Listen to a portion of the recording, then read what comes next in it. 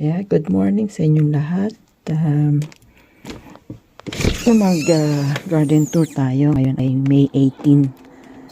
First of all, tanggalin muna natin itong sampayan para appreciate natin yung pag walang sampayan. Teka lang. Ayan, natanggal ko na yung sampayan. So, ito na ngayon yung latest natin. Kasi yung last time na nag-update ako, last year pa, July. Pero in-upload ko pa rin yung kung gusto nyong mapanood. So, ngayon na nga, ito na ating garden. Nagbawas ako ng mga paso kasi medyo naguguluhan ako. Kaya tinanggal ko yung iba. Iiwan ko na lang tong malalaki. At saka, ayan, medyo maaliwalas na siyang tignan. Ayan. Ito naman yung malapit sa ating door ay yung ating viola. Yan. Kapag ang viola masipag mamulaklak, natanggalin mo lang yung yung mga nalanta na bulaklak. Yan. Or tawag dyan dead heading. I-dead head nyo na siya. Okay, maya natin gawin yan. Ito pa rin yung natin, planter natin. Yung may miniature rose at saka erigeron. Diba? Very healthy pa rin siya. Meron siyang white and pink na flower. Ito naman ang ating lupin. Nilipat ko siya sa paso na ito at saka sa dito na. Kasi yung last time, nandun siya hindi siya masyadong naarawan. Hindi siya masaya. Ngayon medyo looking healthy na siya. Ayan. Meron pa tayo rito. Pink naman. Yan. Ayan, uli ang ating viola. Ganda ng bulaklak niya. Very, lang siya, mura lang siyang bilhin, pero marami siyang bulaklak. Basta pa rin yung ating erigeron. Yan pa rin yung last year. Hindi ko na nilipat yan. Ito pa rin ang ating supermarket rose.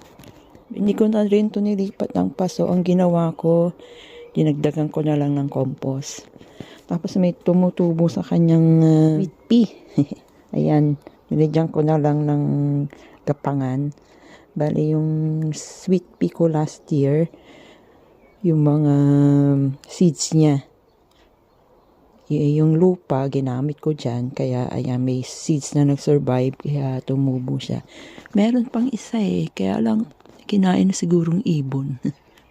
Ito, nag-survive siya. Kahit isa lang, okay na. So, ito ang ating rose. Ayan, mulaklak na siya.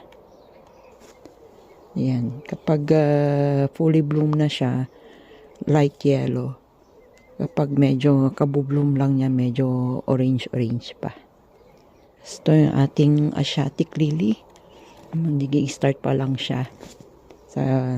Maganda rin to na overwinter mo. Hindi mo na kailangan ilipat iwan mo lang siya sa paso. Tapos by springtime, siya uli.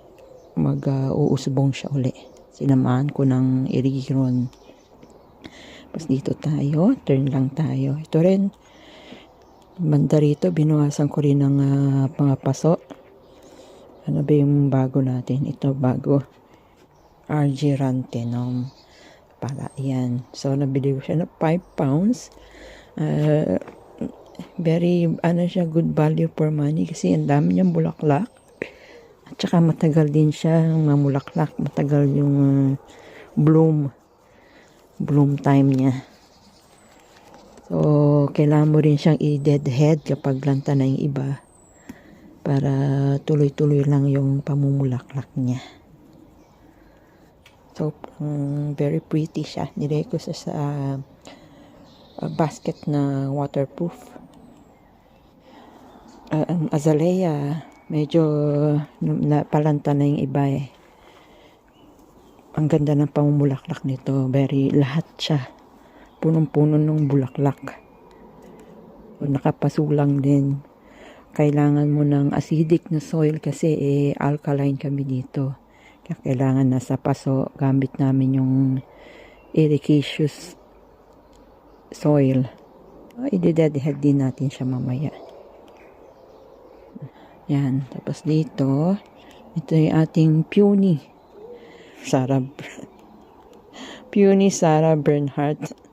Yan, medyo pabulok na yung ano niya, yung tag niya. Second year na siguro to. So, baby pa siya. So, ayan, mulaklak na siya. Ito rin, na-survive niya yung winter. Ayan, may mga langgam niya. May mga langgam siya sa buds. Pero wag niyong tanggalin. Yan daw ang nagpapabulaklak sa kanya. Na ating David Austin Rose na Scepter de Isle. Mga 1 year pa lang ito. Tapos nilipat ko rin to ng lagayan. Dito siya sa malaking container. Actually, water bucket ito 220 liters na water bucket. May mga buds siya. Pero ewan ko sa rose na to. Parang hindi siya looking healthy. Ewan ko.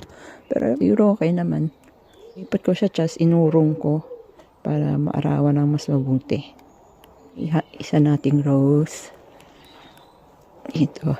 Sa may obelisk. Ang David Austin Strawberry Hill. Dami na rin yung buds. Mag-open na rin siya soon.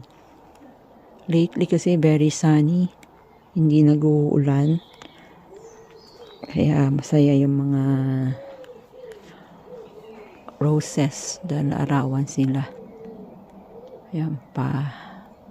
Ayan. Pero ayun, can't wait na lumaki na sila. Mag-open na yung blooms niya.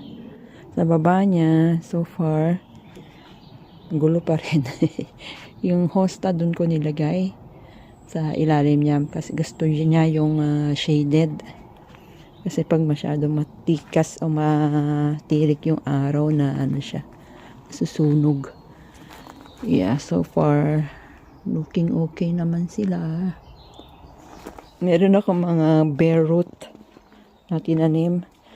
Ito, ang umuusbong na sila. Yan yung pulmonaria. Idadagdag natin dun sa may border natin. Ngayong ilagyan ko nitong screen kasi may pusa nga na nadalaw dito. Ito yung Brunera. Yeah. Ito yung clematis natin. Bala ko ilagay sa harapan. Yan. Ito yung Rosa Cutie Pie. Liit pa siya. Ano to? Petunia. Yan, ganda. Very colorful siya. Lipat natin kung may time na tayo. Itong ating marigold. Lilipat ko na rin siya ng paso.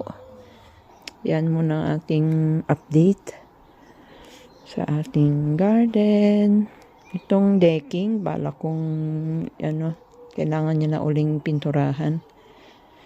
Kasi looking sad na siya. So, ayan muna ang ating update sa ating garden for the month of May. I hope you like it. Kamusta naman ang inyong mga garden? Okay. Thank you for watching. Please like and subscribe.